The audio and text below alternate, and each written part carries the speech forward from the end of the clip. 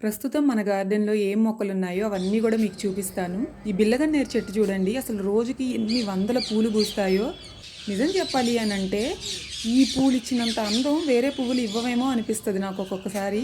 అంత బ్యూటిఫుల్‌గా ఉంటాయన్నమాట. ఇవి చామంతి మొక్కలు తెనాల్లో తీసుకున్నాను. అండ్ ఇది కరివేపాకు మొక్క. ఇది కూడా రీసెంట్‌గానే పెట్టామన్నమాట. ఇవి కూడా తెనాల్లోనే తీసుకొచ్చాను కనకాంబరాలు. ఇవన్నీ కూడా రీసెంట్‌గానే తీసుకొచ్చానన్నమాట. ఇక్కడ కనకాంబరాలు చూడండి ఇంకెంత చిన్నగా ఉన్నాయో. ఇవన్నీ ఏంటంటే విత్తనాలు వేస్తే మొలిసాయి. ఆ బ్యాక్ సైడ్ కనిపిస్తుంది గోంగూర మొక్క. అది కూడా రీసెంట్‌గానే పెట్టాము. ఇక్కడ అంజీర్ ఉంది. అలానే పపాయ మొక్కలన్నమాట. పపాయ మొత్తం మన గార్డెన్‌లో 3 మొక్కలున్నాయి. ఈ చామంతులేమో రేపల్లెలో తీసుకున్నాను. దీనికైతే బాగా మొగ్గలైతే వస్తున్నాయి ప్రస్తుతం. ఇది చిలక మొక్క. నాకెంతో ఫేవరెట్ అనమాట.